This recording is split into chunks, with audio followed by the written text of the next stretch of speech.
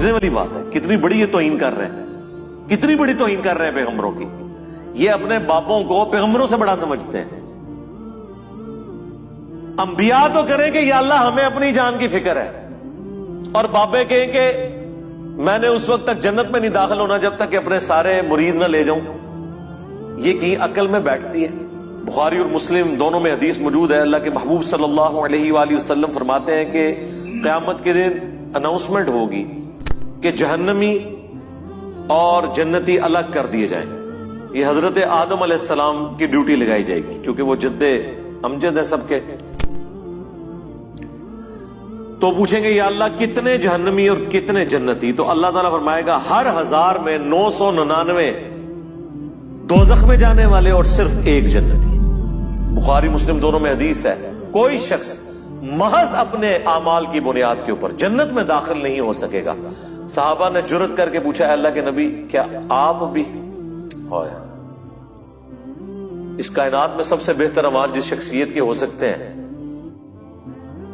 وہ تو رسول اللہ کی ذات ہے صلی اللہ علیہ وآلہ وسلم. تو آپ نے اس کو کیسے ارشاد فرمایا؟ آپ نے فرمایا ہاں میں بھی جب تک میرے رب کی رحمت مجھے ڈھانپ نہ لے میں بھی صرف اپنے اعمال کی بنیاد پہ جنت میں داخل نہیں ہو سکتا. تو میرے بھائی اگر یہ نبی کا حال ہے, یہ نبی کی سچویشن ہے, یہ نبی کا سٹیٹس ہے, تو بابے شاہی کوئی نہیں. اب مجھے بتائیں وہ بابے جو یہ کلیم کرتے ہیں کہ ہم اپنے ساتھ آپ کو بھی لے جائیں گے, کتنے؟ ہاں جتنے آپ جان گے کوئی کسی کو نہیں لے کے جا سکتا جب تک کہ اس کا اپنا قبلہ درست نہ ہو. ہاں اپنا قبلہ درست تھا, تھوڑی بہت کمزوریاں ہوئی, کوئی رعایتی نمبر چاہیے, کوئی شفاعت چاہیے, اللہ تعالیٰ ڈیوٹی لگا دے گا. وہ بخاری مسلم میں حدیث ہے کہ انبیاء بھی سفارش کریں گے, فرشتے بھی کریں گے, اللہ کے نیک بندے بھی کریں گے.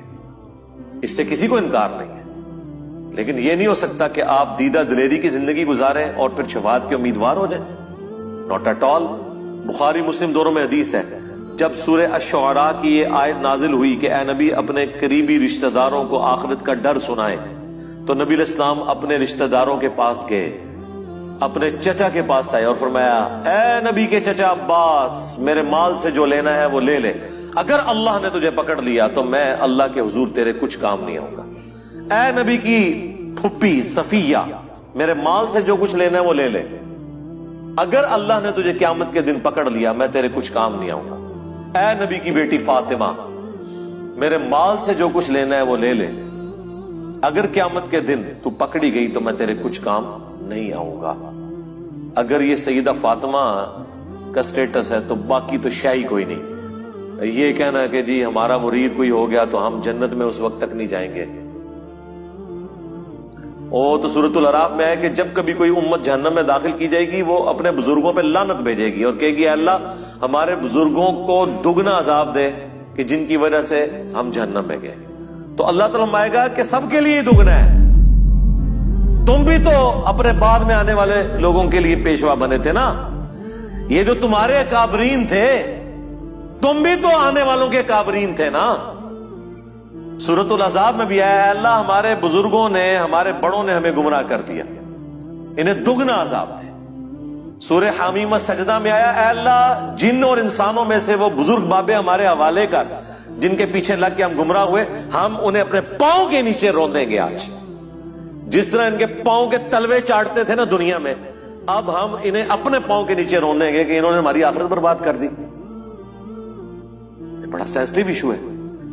جب اتنا خطرناک نہیں بلکہ خطرے ناک مسئلہ ہو پھر اس کی سینسیویٹی کے پوائنٹ آف ویو سے اسے اتنے ہی شد و مت کے ساتھ بیان کرنا چاہیے. یہ میٹھی میٹھی باتیں کرنے سے آپ کو آخرت کے بارے میں کبھی بھی آئیڈیا نہیں ہوگا کہ انسان کتنے بڑے خطرے سے دوچار ہونے والا ہے.